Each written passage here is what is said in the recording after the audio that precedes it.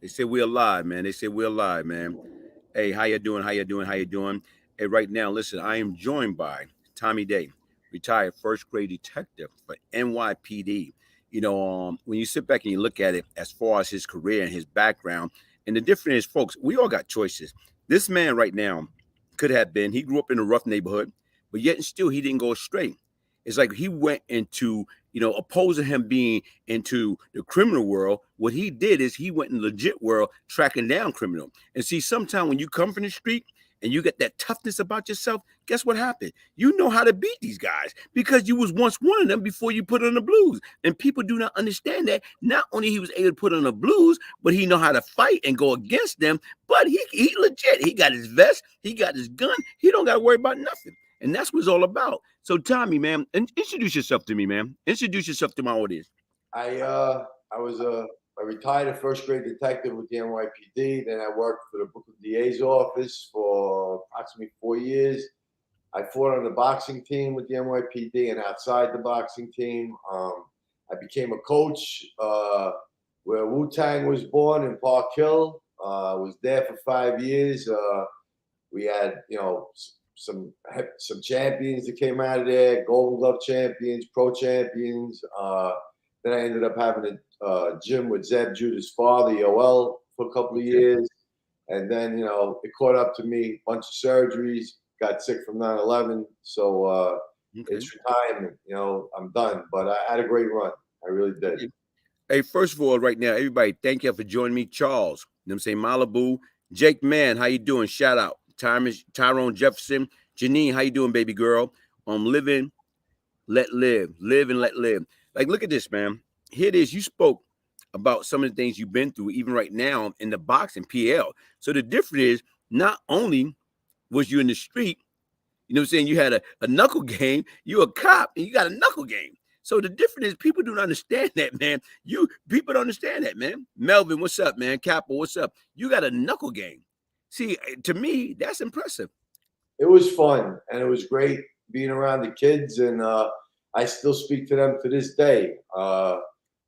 Great kids from that neighborhood, and I actually used to go up to open school night for one of them. He actually wrote a poem about me, Floyd Mayweather, and his mom in my book, and it meant a lot to me. And he now is in the corporate side of Target. He's a great boxer and did very well for himself. So a lot of kids from Park Hill, it's a rough place to live, but great people there. I loved it there. It was like a second home, and my old partner Gary Starks is still a trainer there, and good people from that neighborhood. Good people. And you know what? Like I said right now, even the fact that you're still involved, man. I was fortunate. Right now, I'm glad I didn't meet you way back when I was a bad boy, because the circumstance would have been different or whatever. Yeah, but you met Joe Ponzi, and you still hit it off. So me and you would have hit it off because me and Joe had the same attitude. All right. You know what? A lot been going on, and I remember, I reached out to you today, and I want to ask you a question. Like, even right now, what's the buzz now? Is that situation with Will Smith and Chris Rock? You know what I'm saying? So the bottom line is, to me, I want to know, and I felt right now is, okay, Will Smith, you know what I'm saying, at the got up at the Oscar and slapped the living daylight of Chris Rock. Right now, you got millions and millions of witnesses. So to me, right now, is Will Smith going to jail for slapping Chris Rock in front of millions of people live at the Oscar? I'm not an attorney, but I will explain it the best I can to the best of my memory, because from when I was a cop. First of all, Chris Rock's dad worked for the Daily News. Before I became a cop, I worked for the Daily News too, so I knew Chris Rock's father.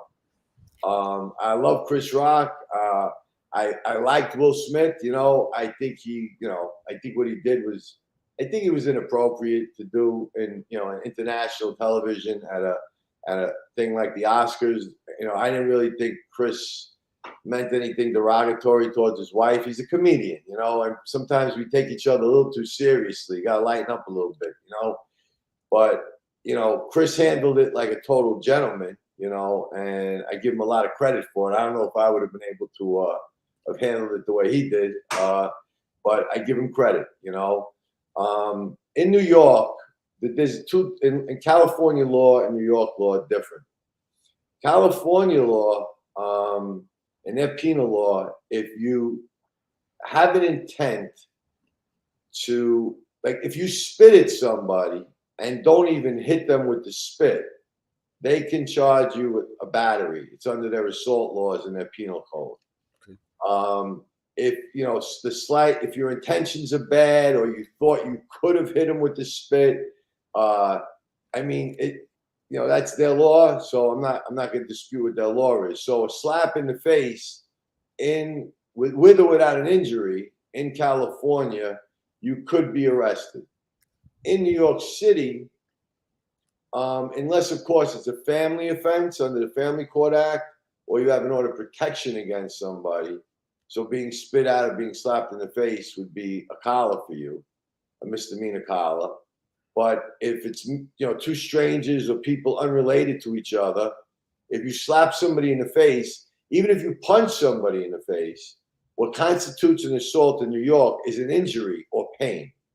If you can't articulate or show an injury or pain, you seek medical attention, and you know there's no marks on your face or your body. A slap in the face is harassment. A slap in the face, if you spit in somebody's face, it's harassment, and it would have to be viewed in the presence of a police officer, and you get a summons for harassment, which is a violation, not a crime. So that's the difference between New York. So if it happened in New York, Chris didn't look like he got hurt. I didn't see any, you know, blemishes on his face. Didn't look like he was in pain. I don't know if he seeked out medical attention, which I don't think he did. So in New York, it would be, because we could see it on video, if he wanted us to, we would give, you know, Will Smith the summons for harassment, which you pay a fine and it's goodbye, you know. He could, even if Chris Rock refuses to press charges, which I give him credit for, because why would you press charges over a slap in the face, you know? But even if he didn't press charges, California still can prosecute Will Smith because there's a video of it. So it could be the state that brings the charges against Will Smith, and they don't need the complainant, which would be Chris Rock. But I don't think the police department nor the DA's office out there is going to pursue a case where the complainant don't want to be bothered. Yeah. It's a waste of the court's time, and it's not going anywhere. You know what I mean? There was no serious injury. You know, Will Smith would get a great attorney and, you know, maybe pay a fine. You know, that would be the end of it. But the money they would spend, and then all the media and the police presence that would be needed, I really don't think. I think it's you know, it's best off to just let it go and let Chris and Will handle it between themselves, you know? Mm-hmm. And you know what? Like, even right now, I was listening to what you were just saying, and that's what people don't understand is, even though, like you said right now, like, you know, for us, I'm talking about, you know, I grew up as a street guy, and Chris Rock, like, I know people, like you say, you work with his father. Yeah. So you got the connection. So you probably remember him when he was a kid. And the difference is right now, what I know about him is some gangsters, these guys that he grew up within the Ocean, you know what I'm saying? Okay, the Ocean Hill or Brownsville section and the Bedford-Stuyvesant section, because it's kind of connected, how they used to always, like with him, he's getting the beef with guys because he used to like to tell a joke and like to rank people out. And I can remember, and I did a piece about it. It was this guy. You know what I'm saying? Like right now, with Ponzi and them no real good. The dude was a gangster. He was a killer. He was a hothead. And he's a bay Chris. Chris, please tell us some joke. Tell us a joke. Chris said, nah, man, I'm not telling y'all guys no joke. Because every time I tell y'all a joke, y'all get mad at me and y'all want to beat me up. And right now they said, come on, man. Tell us joke. Tell us joke. They said, well, if you don't tell us joke, we're gonna get you. So guess what? He go into action and he started talking, you know, bad. and start talking about them and their family and talking about when they was growing up, how they used to go to school with hole in their sneakers and how they used to have to take roaches out of their cereal to eat and how poor they was and how some of them probably was pissy. So regardless, it's like he I had to hit that nerve because that's him. He go into action. So he said that, and this dude, and my man, he just came home for doing like 30-something years. Right now, you should slap the living daylight out of him. Now, I sit back and think about it, and I did a piece, and I say, here it is, a gangster, a killer, got him prepared for what happened to him live at the Oscar. And it's crazy how things coincide and come back together. So he look at it, well, this guy, okay, probably can whip my behind. They done did it before, but look what type of lifestyle they're going to have, because once again, they got that violence. Violence is not always the answer. People think violence is always the answer. Violence is not always the answer. So look how he handled that Will Smith situation. He didn't. I think he handled it like a gentleman. I think he handled it with a lot of class, and I give him a lot of credit. But once again, when you done got slapped and beat up by killers, and that ain't shit. So what Will Smith did to him, it was like a girl coming in kindergarten, punch him in his nose. Exactly. Like, because look, he didn't lose character. He didn't break a sweat. And a lot of times people want to say what they would have done. Or they try to say, well, if that was Mike Tyson, if that was The Rock, if that was 50 Cent, I guarantee you Will Smith wouldn't do that. And people don't understand, when you hit a breaking point from a mental standpoint, you don't give a damn who's up there. No, 100%. You don't care who's up there. But depending on who was up there, the outcome would have been a lot different. Yeah, because if it was Mike Tyson, there'd have been a problem. I think the whole place would have emptied out. It ran. But I mean, Chris. I think Chris. He never skipped a beat. He was basically almost apologizing to him and saying, I didn't. No, he didn't have no malice, intentional malice against his wife. Listen, he's a comedian. And like I said, we all take each other a little too serious about things. You know what I mean? You got to lighten up. Like, comedians pick people out of the crowd and make fun of them. Like Eddie Murphy, Richard Pryor, Don Rickles. They would pick people out of the crowd and they'd make fun of them. Mm-hmm. It's just all part of the game, So, I mean, I think if Will Smith was that offended, should have waited till afterwards. The guy won an Oscar. Should have waited till afterwards and went and had a talk with Chris and just said, "Do me a favor, keep my wife out of your routines or whatever." But to jump up there like that and start cursing, he lowered himself on the totem pole.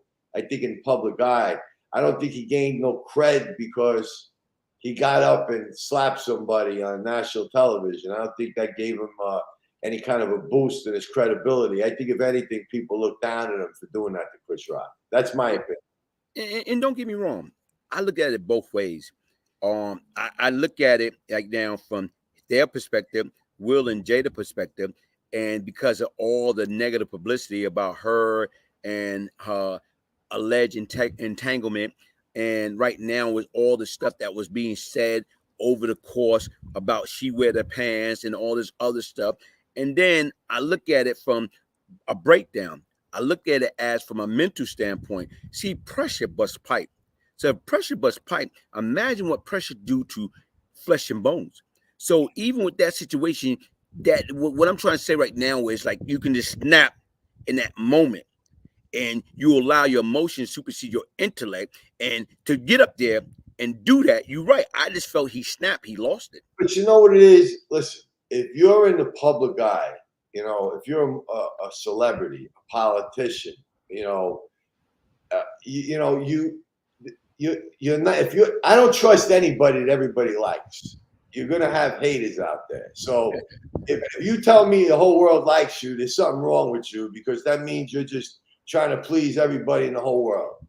People are going to talk shit about you if you're in a public eye. There are haters. There are people that are jealous. There are people that like to just start. If you're a big name, they look to write stuff in newspapers that aren't true. Hell yeah. And, that's the price you pay for making, $100 million a year. It's a small price to pay. I really wouldn't give a fuck what anybody said about me. God bless you. Talk whatever you want. You know, as long as you stay away from me, you can say all the shit you want. Just keep the money coming in, you know? And But see, you should be used to it. You know what I mean? You just got to be used to it. You can't explode over shit like that. Come on, give me a break. but listen, okay, even right now, you sit back and think about it. You are 60 years old, and to me, I am 91 and a half. So I got you about 31 and a half years. And like I always try to tell people right now, when I was coming up, it was a saying, sticks and stone may break my bones, but word was never hurt me. It's like we as human beings have to learn how to develop thicker skin. And I think that's what we losing at. I remember coming up back in the days, coming up in the New York metropolitan area or anywhere. What was off limit is to talk about somebody's mama. A mother, think that's off limits. That's the line in the sand. So No matter how much you could curse me, try to kill me, whatever it is, you leave my mom's out of it. You know what I mean? That's off limits. That's like a punch in the face for. You know what I mean? you see where I'm coming from. So what I'm saying is this: even now, okay, with the social media, whereas social media, excuse me, with social media and the internet and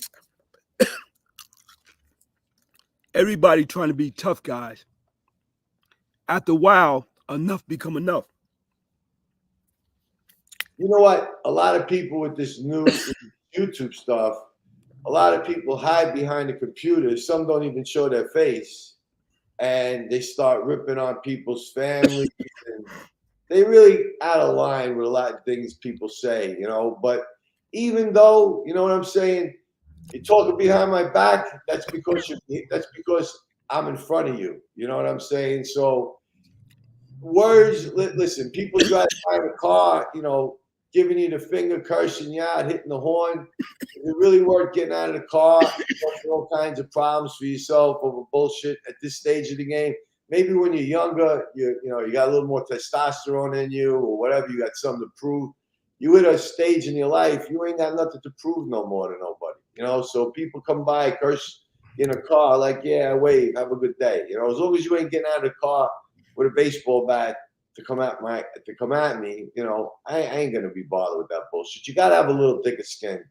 And like I said, people are gonna say shit about you. People take each other too serious.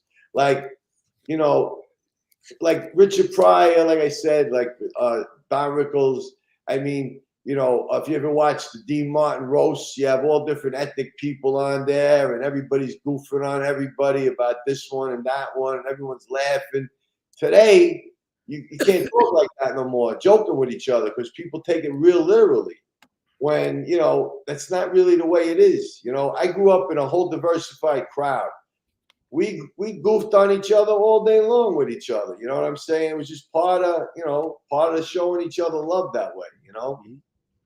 And like you say, this internet, besides the internet, whereas I know in my neighborhood is you know who to get in the word battle with.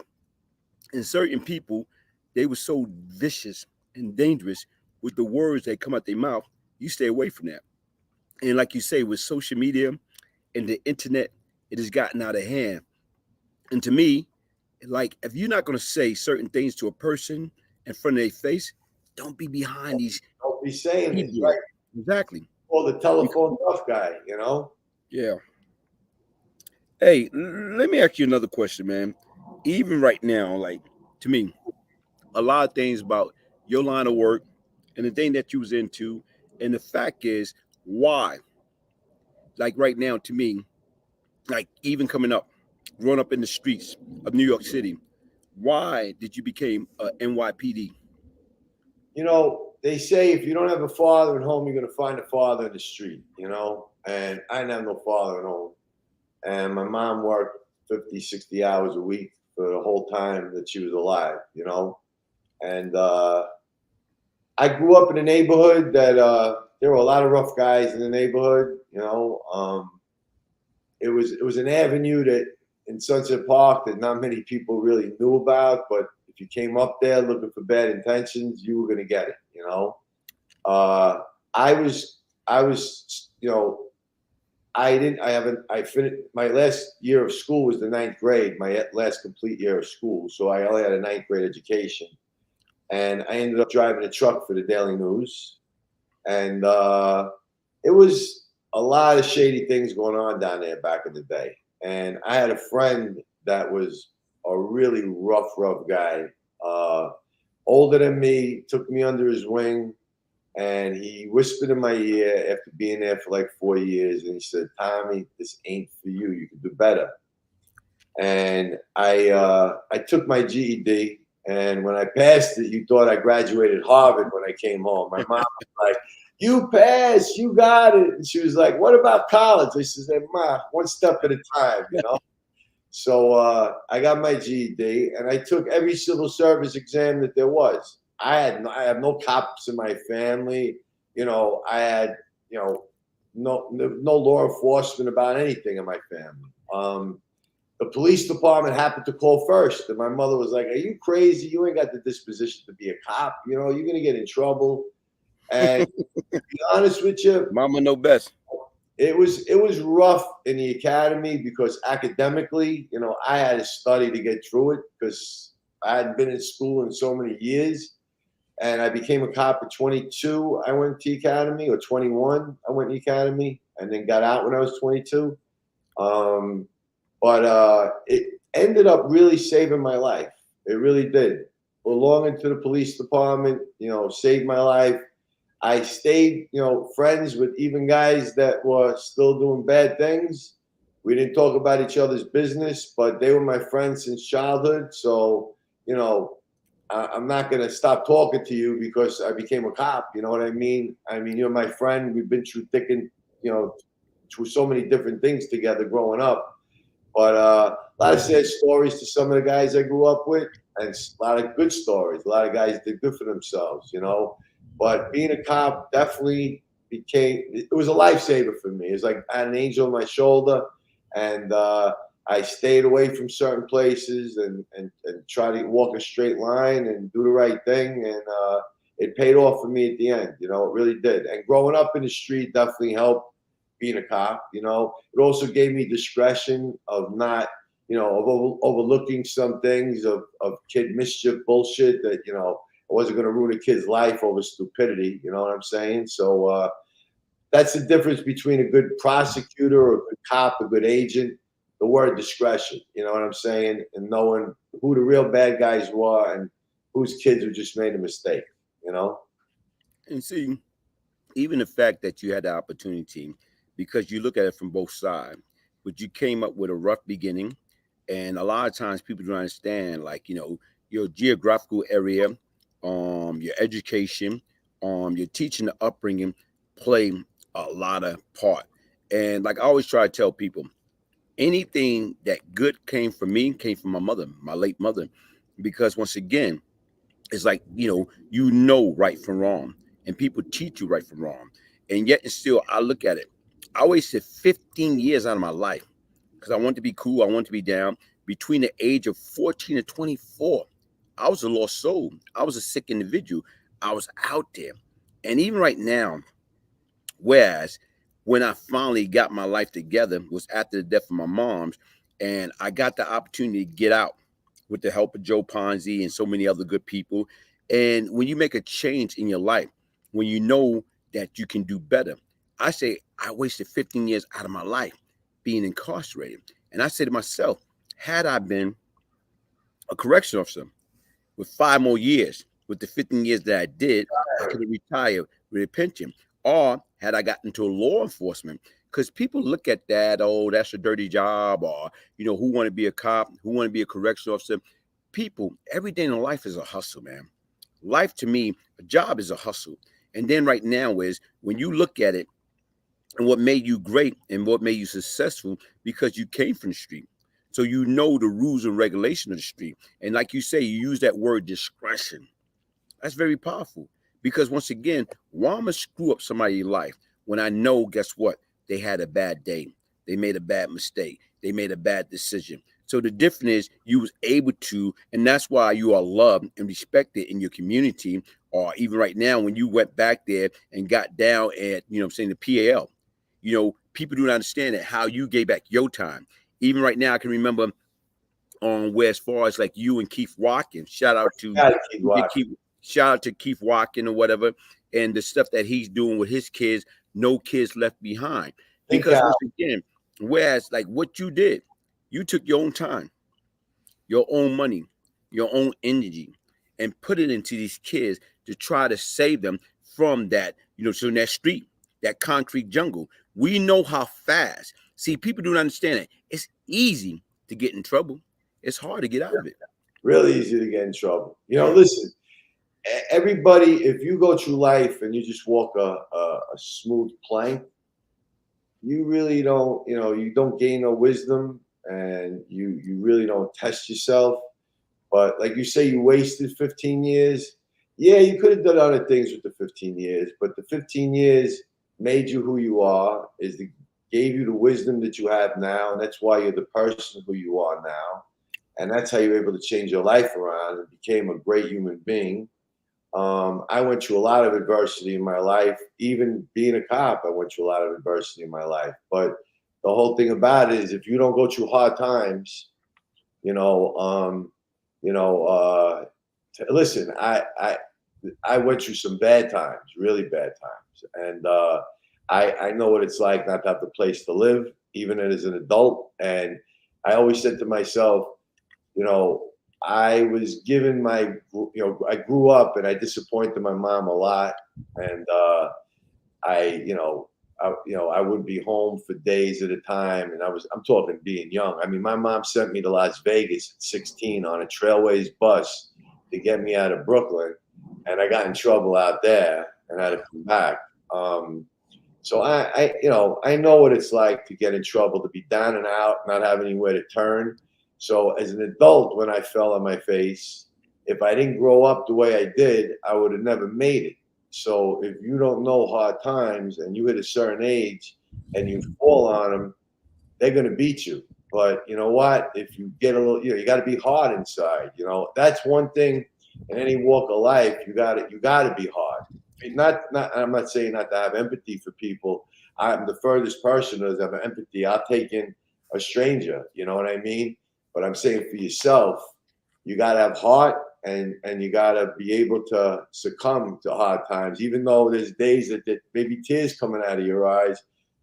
You got to just say, you know, I'm going to make it. You know, I'm going to make it, and that's you say you wasted time. I don't believe you wasted time. I believe that's what turns you into who you are, and that's why you're able to talk to people, and that's why people are going to listen to you, because you're not somebody who didn't go through a real hard life and is giving out wisdom, and you don't gain wisdom without hard times. So it's I'd rather have all the scars and marks and bruises of a rough life. When you go to heaven, if you go up there and you don't have a scar on your body, or you didn't do anything, God's gonna look at you as like, what'd you do with the body I gave you? You know, at least come up here where it's worn out and I know you used it. You know what I'm saying? That's the mentality I think about, you know. And look at that, man. And see, that's what I'm listening to, the words that come out of your mouth. Right now, where you got me kind of emotional, because right now where it's like I'm listening to it and I can relate to the words that coming out your mouth, and I can understand. And I always try to tell people, without no test, you don't have no testimony. It's like right now you have to go through things to experience, like pain. I had to go through pain. You know, I had to reflect when I was away. My mother died. When I was in jail and prison, and my mother died, and I was in a box in a hole, locked down. And the difference is, you sit back, you think about it, reflect, and then when I'm talking about how my mother death made me feel, how hurt I was, how destroyed I was, how lost I was. You know, now I sit back and think about, whoa. So if I feel this way about my own beloved mother, how do the victim and a family feel for the people that I was responsible for the loss of their life? And it's like reality check, man. And people do not understand that, man. And even right now, as I'm listening to you, and like I said right now, from the different many a conversation that we had, it's like I learned a lot from you. It's like anytime I pick up the phone, I call you up or whatever, asking for advice, asking for what, encouragement, asking for uplifting. You always been that man, the word of wisdom, and I truly, truly appreciate that. I Even appreciate today. your kind words. Mhm. I Even appreciate today. your kind words. Yeah. Even look how people do not understand how life is, man. Like, even right now, you put me back in contact with my man John. I haven't heard from John in years or whatever. And see, Hey, a lot of times, what I love about New York, and we got people right now is, do you remember that milk crate challenge? oh, absolutely. So this is what I look at, man. You watch everybody from all over the world, different country, all over the city, state, and how they participate in that milk crate challenge. And they Why could, they do other things other than people shit like people that? break their neck, people die, people hurt themselves real bad. So here it is, we could get everybody together, you're saying, to unify for stupidity, but yet and still we can't get people together to stop racism, to You know stop. what, Brian? Listen to me. Me and you on the streets, we would have probably, growing up, we'd have probably been cool with each other like we are now. Hmm? As a cop, yeah, I would have had to do my job, but I would have always treated you like a gentleman because I know you would have treated me like a gentleman. I know how Ponzi talks about you, and that's how me and you became friends, and respect that I have for Joe. Um, what's crazy in this world is, and I listened to you on Jimmy Calandria's show, and I heard you talking, and Shout out to Jimmy. you know, Anybody that's not there, make so, sure you go to his YouTube channel. and you spoke with so much wisdom on your show, and you have black leaders out there like that really are not doing the right thing, and I got to say the same thing on the white side. If me and you could be friends, you know what I'm saying? Like, it's because we interact with each other. You can't force people to be friends. You can't make institute laws and all of this stuff. I don't look at you for anything other than who you are. And I was taught as a kid. My mom used to tell me, either you're a jerk off or you're a good person. And sorry to use that language, but that's what she taught me. That's what I taught my kids, and that's how we were brought up. I never saw color. I never saw nothing. It didn't matter to me, like I said, I grew up in a very diversified crowd. I can, culture means a lot when it comes to, like, if you listen to Denzel Washington talk about parts he plays in movies, a lot has to do with culture. A lot has to do with things that maybe white people wouldn't understand what happens in a black home. I do know what happens. I've been and slept there, lived there, and done it. You know what I mean? So what I'm trying to bring up is what this program now is, Cops and Kids, right? New York City Cops and Kids. The P.A.L stopped boxing, and we had gyms in every borough in New York. And you had kids that had nowhere to go, no role models, and you had some white cops and minority cops that were coaches in these gyms, where it was all minority kids that had nothing to do with the tension, anxiety built up in them, the discipline, the everything else. Now they walk into these gyms that they don't pay for. It's for nothing. We take them to the shows and everything else on our own time, and we become really close with them. They're like our kids, and they learn sportsmanship. They learn how to get their energy out. They learn that they can be good at something. They taught about good health, about education, and the PAL went and shut it down. And a guy named Patty Russo and Dave Sieve, who were former lieutenant and sergeant, who worked in the PAL and the New York City boxing, fighting, NYPD Fighting Finest, they kept 3 gyms open, one in Flatbush Gardens, one in Parkhill, one in the Berry Homes. So now, why don't these politicians today, who talk that they care so much about what's going on in minority neighborhoods right now, which is not good, and that people are afraid to send their kids to the store, why don't you open up a gym and spend money in the other 3 boroughs and open up these? I'm not saying it's the cure-all, but there's simple answers. And if you accumulate all these answers, the city and the country is so divided, I find it offensive. I find it offensive how people talk and they try. It's like the media and the politicians want people to be divided. But that ain't the way it's supposed to be. If me and you are partners in the police department, I'll die for you, you die for me. If me and you in the military and we're in a foxhole, I don't care if you're fucking purple. You got my back, I got your back. You know what I'm saying? It boils down to, it boils down to human beings. You know what I'm trying to say? So, yeah, there were fucked up people out there. People who are prejudiced and ignorant assholes. You know what I'm saying? On either side of the fence, no matter what nationality. I'm not talking shit about that. I got no patience to listen to you because you're just an ignorant fucking asshole. But why do people try to divide us? When a guy like me and you, man, you could come here, you could move in, we would do fine together. You know what I'm saying? Like we get along like no tomorrow. So why can't other people be the same way? It's not hard it's harder to hate somebody than it is to love somebody. You know what I mean? Right. Hey, listen. Earlier, you made mention about Sunset Park. That's what I'm pronouncing right. That's where I Okay. grew up. Do you know a gentleman? I haven't seen him in years. We was good friends. Met on Brooklyn House. I don't know his real name, but he went by the name of Apache. Yes, 100%. Yes, I do. I knew all the gangs down there at that time were the dirty ones.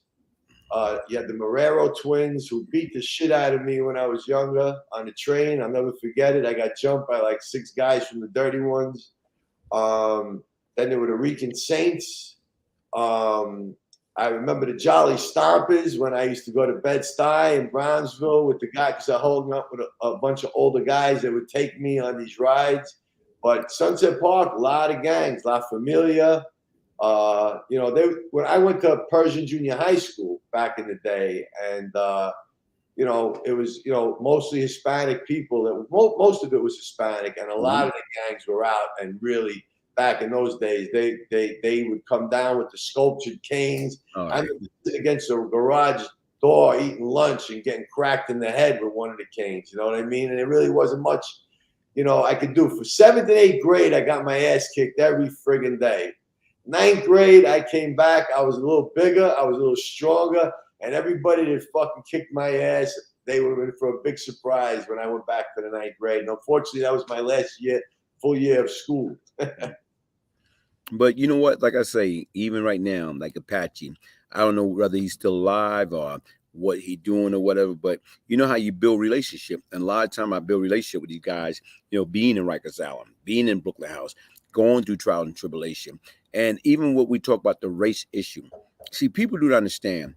Growing up as a kid, being born in the backseat of a police car, growing up as a kid, the concrete jungle, we didn't see race. We didn't see race. And the difference is why? Because it's the big melting pot of the world. And we saw each other as people.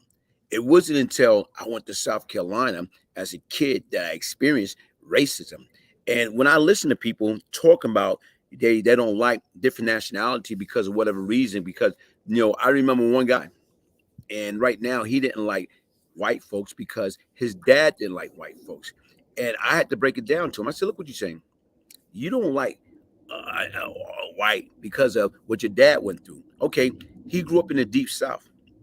Okay, probably some of the things that he experienced. Okay, he probably had the right to feel that way, but you didn't experience what he did experience. So to me, you're not giving people the benefit of the doubt.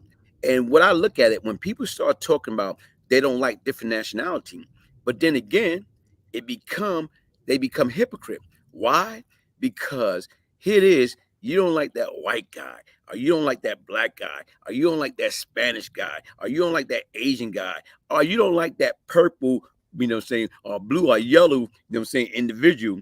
But yet, in still regards to what you see that purple or yellow or blue females that hotter than all outdoors, but you'll let her sit on your face, but you don't. Oh, wait a minute here. Wait a minute here. Houston, we got a problem. Either either you're prejudiced, you don't like, or you're not. It's no in between.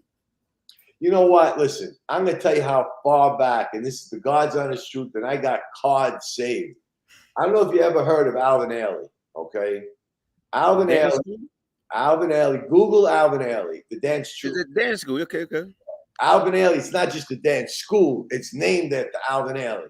Okay. Alvin Ailey started a dance troupe, is what they call, okay? And they were amazing. And there's still schools now. They continued it. He passed away years ago.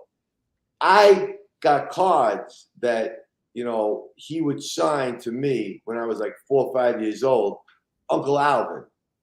I used to go behind stage in Manhattan and watch the dance troupes.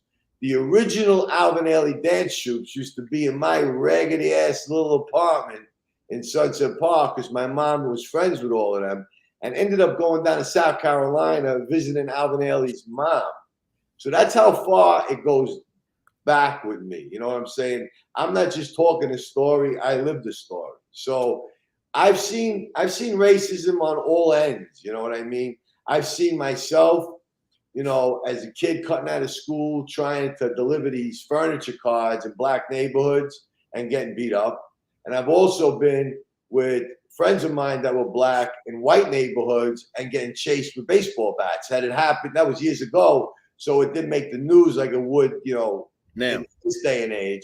But we were chased, you know, and the things that they were saying to me, you know, were very horrible, horrible words. So I've seen it on both ends. But the majority of people, you know what I mean? The majority of people just want to go to work, enjoy their kids, have a good time, be friends. You know what I'm saying? Like, that's what the majority of people want. Anybody else that does things like that, if anybody talks like that in my presence, I don't want to hear from them no more. You know what I'm saying? I don't agree with any of it. Listen, God put us all on this earth. We're all going to the same place, no matter what we believe in. We're all going to the same place. And there's definitely a higher power somewhere. So at the end of the day, we're going to be together anyway. So why not enjoy each other while we're all together here? You know, it takes too much energy to fucking hate people. You know what I'm saying? Why would you hate somebody because of what they believe in or what their political views are? Who gives a fuck? As long as you're a good guy, you're a good guy. It's all that matters. Hey, everybody, thank y'all for joining us. Right now, shout out to Stringer Bell, Roy William, living on the live. Even right now, my man, Jimmy Callahan, a Bath Avenue story. He said, I love black women. Glaze hooked me up. I can't even hook myself up, Jimmy, man. Jimmy, I can't hook myself up, man.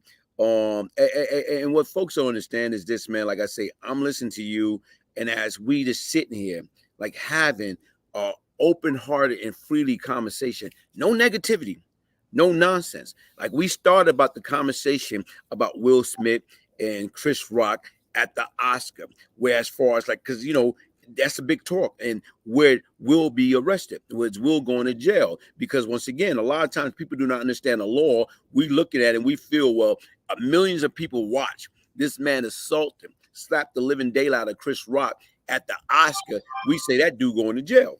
But once again, that's what this conversation about, and how you say no, the different laws in LA, Los Angeles, California, and a different law in New York, and you being, you know, say a former, you know, say a retired New York detective, first grade, so you would know, or you have more of a general idea opposed to people like, you know, what about this, or wishy-washy thinking, or they know what's going to happen. Nah, at the end of the day, even though New York is more lenient with shit like that, in California, could he be arrested? Yeah. Will he be? My opinion would be the best thing, and I think the DA's office, the police department would think probably the best thing, and the best answer would be no. Okay. Somebody asked me a question. What's up, Glaze? I'm from East New York. I'm 56. Do you remember Dino Bell? Are you speaking Dino from Miller Avenue that used to be with Maine and Chad and all of them? Okay. But see, education is a monster. We just assume that we know what's going to happen, or we assume that we know. And see, another thing too is I did a piece and I was telling people right now is, guess what? Like everybody like to say what they would have done. Oh, well, if that was me, I would have did this, I would have did this, I would have did that. And people, you don't know what you're going to do until that time comes. Because once again, like Mike Tyson, or even right now, you was a boxer. everybody's a tough guy, or everybody think they know what they do, or think they know what they're going to do until they get punched in their face. See, Chris Rock, you know what it is? Some people are going to get slapped like that instinctively. They're just going to punch back. You know what I mean? You may not even realize you did it. You're just going to throw a punch. But I think Chris Rock, I really do. I give the man a lot of kudos, a lot of credit. Listen, he's a Brooklyn guy. You know, he didn't grow up in no soft neighborhood. He's definitely got heart, and he handled himself. At the Like a end of gentleman. the day, he handled himself accordingly, and I think majority of the people feel that way. And I like Will Smith too, and I'm very surprised that he acted so out of character that way. I really am. I think he should have had a little thing. Like, I think he should have had. It wasn't the right place or the right time. That's just my opinion. You know what I mean? I don't think he should have did that. And I think that him and Chris Rock had some sort of a friendship, and I think that friendship is gone forever because I mean, that has never happened at the Oscars ever in the history of the Oscars. You know what I mean? So what he did to Chris was wrong. Yeah, somebody asked me about the guy Dino. Yeah, I do know Dino. Dino shot through Tut mother door, shooting Tut mother in the leg, looking for Tut. And see, a lot of times people don't understand. Look at the stupidity.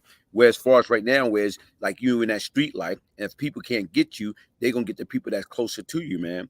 And even like you said right now, man, Tommy, like what I like is like once again, we out here on this first day, April Fool Day, 2022, counting our blessing, having a intelligent conversation.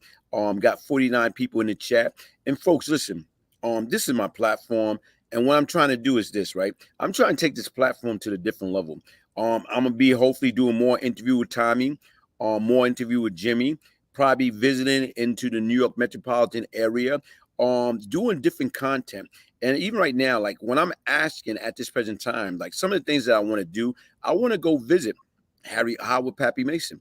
I'm in the process of making that happen, and probably go see him and be able to see if I can get him to call me and do an interview with him.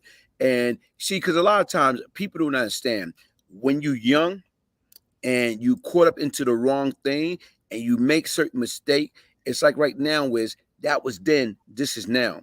I want to know how people are reacting to things now. Like to me, I got a lot of regrets. I regret a lot of things. I regret a lot of things, and I'm not trying to blame it on my PTSD. Like on being traumatized. And see, look, hey, Jimmy, when you come to New York, see me. Hey, Jimmy, I'm trying to do all that. I'm trying to build up my platform, and even right now, guys, listen. A lot of times people think, you know what, Glaze, you was out there, you was making 40 a day, you rich, you this, you that. Listen, man, even when I made all that money, guess what? I was not happy. And then guess what? When you go to jail, guess what? You're gonna lose all that anyway. So the bottom line, I am a regular 9 to 5. I work, and the difference is right now, I'm asking for donation. I'm asking for charity because once again, I'm starting this BGG movement. And with the BGG movement, it's best to give than receive. I'm trying to get back. I want to be able to have good interview with good people like Tommy, like Jimmy, like different people.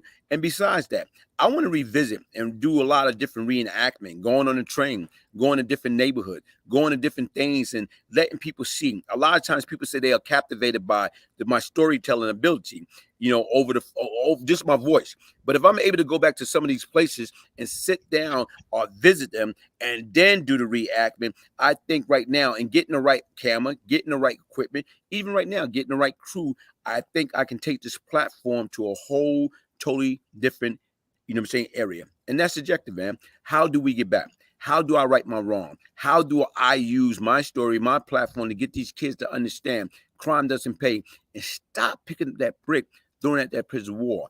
Tommy, what I want to do is, man, I want to ask you something in regards to you was part of one of the most unbelievable case as far as that hit NYC. And right now you're part what author? I'm a co-author in a book called Friends of the Family with the chief of the Rackets Bureau, Michael Vecchione, in the case involving Joe Ponzi and a bunch of other people, agents, locking up two detectives that were on retainer to kill for the Lucchese crime family. Yeah. And even right now, when you sit back and you think about it, how did that came about, man? Like, even right now, I got piece of the story about when Gaspipe, Anthony, how you pronounce the name? Queso? How you pronounce the name? Some people Okay. say Paso, queso. Mhm. I call it. I pronounce it Anthony Gaspar queso. And what type of person was Anthony Gaspipe Queso? Anthony Gaspar queso. I mean, he used to write me letters, and he would write them. My pal, my pal Tommy, your pal Anthony. He was interviewed by Mike Vecchione and Joe Ponzi. He was very polite to them. So I treat people the way they treat me, but talking realistically, he was a stone cold killer. I mean, I think he pled out, besides the people that he really damaged and they didn't die. I think he pled out the 36 or 37 homicides himself. Hmm. So he was a bad and feared dude, and he caused a lot of people a lot of headaches. Hey, let me show you something. Even right now, I met the Gaspipe, and right now in who you at Otisville. And to me, like right now, is he had a hell of a name, Gaspipe. He had a hell of a reputation. And even with that being said, man, like we had just one incident, about the phone. Anybody know anything when you're incarcerated? Everything about that phone. And right now, it's about to use the phone. And he stated that he needed to use the phone, and it was very important. I said, okay, cool, no problem. Take care what you got to take care. But when you're done, okay, give it to me. All right, here it is right now. He used the phone. I guess got caught up into this conversation, and then right now when he was done, he didn't give it to me. He gave it to somebody else. And me being young, being hot headed or whatever, and we got into a dispute. And I was just so pissed, man. Hold on, wait a minute. I did you a solid. And you turn around and gave that phone to somebody else. And we went at it. And I told myself, look, man, I don't give a damn who you are. Right now, because you went by the name Gaspipe, I'd be done blow you the hell up. And the crazy part about it, when you look at it, over a damn phone, you're gonna lose your emotion, you're gonna get upset. The bottom line, the only thing I had to do, hey, God, when you finish, let me get that phone. But it was just like, how can I say, being immature, being a hothead, that what, the crazy part about it, he was very apologetic, and we was able to move on. And like I say right now, real good guy. And people do not understand that. Like, everybody look at it, or they go by what they think, or what they think they hear about people, as far as like being responsible for 37 murders, blown up because they thought they killed John Gotti, but they killed John Gotti underboss or whatever, if I'm not mistaken. Correct. Yeah, but once again, like you said right now, even with him making a deal and got screwed and turned around, he wound up dying in jail. He wound up dying in jail, what, last year? Yeah. Yeah.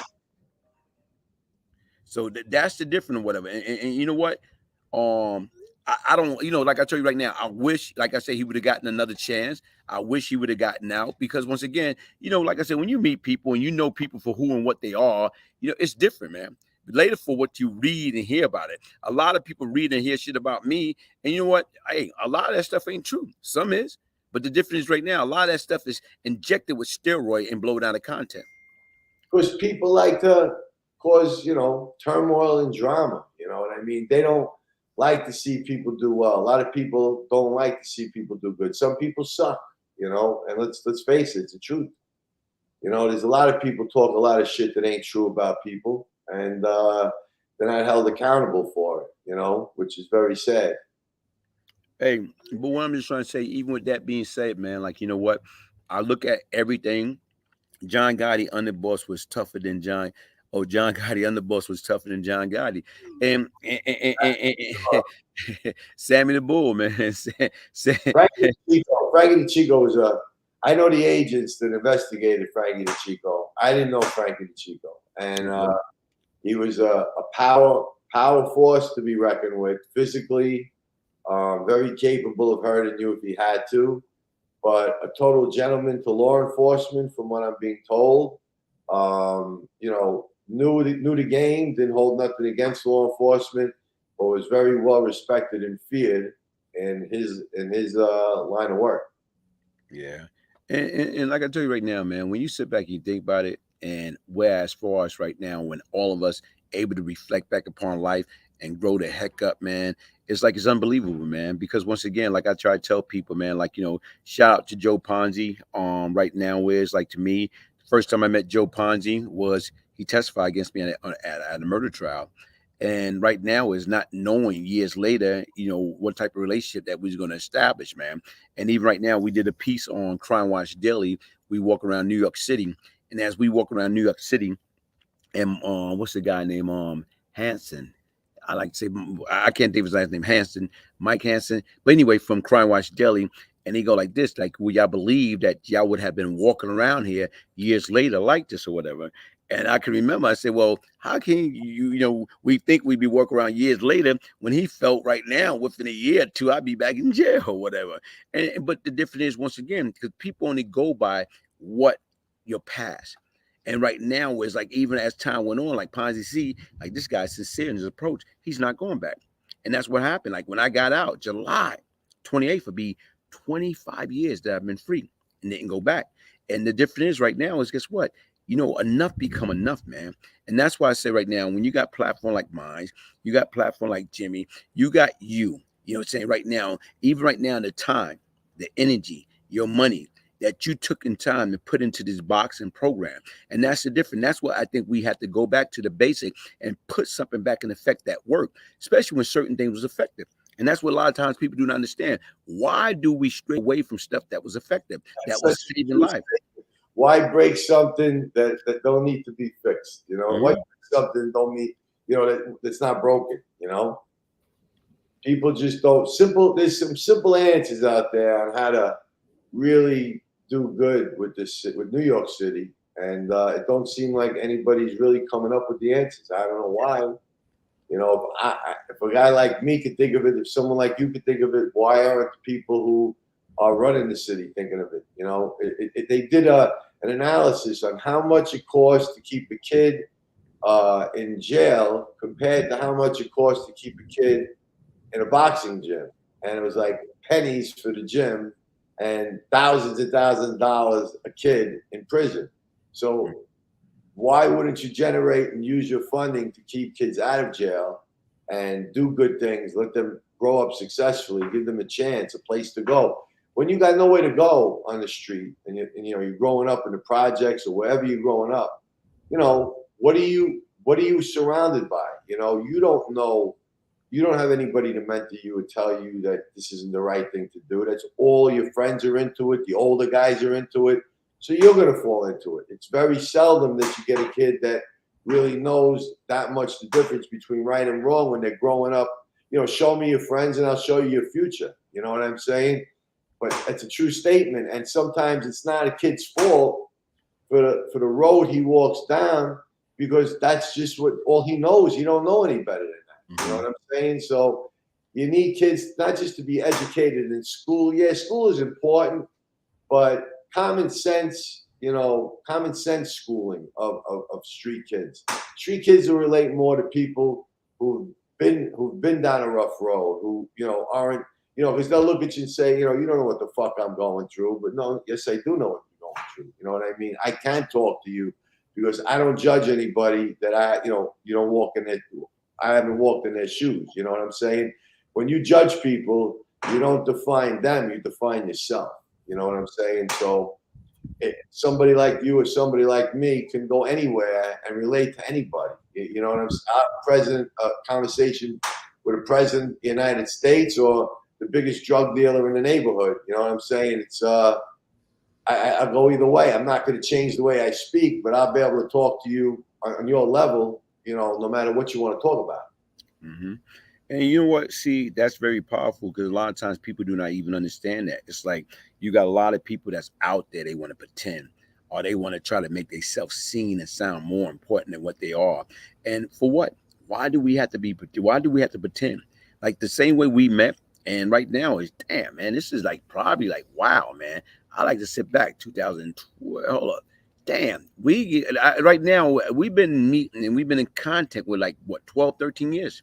Yep. You see, and the difference is right now is that's what it's all about. Whereas like you can able to be true, honest, straightforward, no candy coating, no pretending, no anything. And that's it. Even right now, even with my story.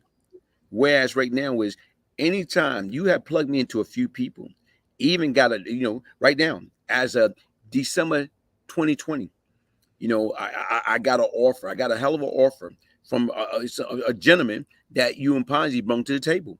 And the difference was right now, see, people don't understand it, how things work. And even right now, like you always say, listen, man, you got a powerful story. Whatever I can do to help you, you always been sincere in your approach from day one, and I truly, truly appreciate that, man. Because once again, you don't find people being man of their word.